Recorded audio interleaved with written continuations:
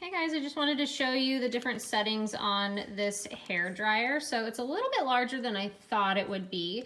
It does have a removable nozzle. This nozzle is magnetic. So the different functions, you do have the cold shot, low, medium, and high heat, as well as off, low, and high. I just want to show you the sound. This is low.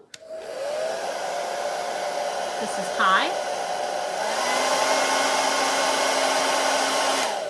And then of course the different settings can be adjusted while in use as well. It does heat up really well, and it has the air return on the back. So overall,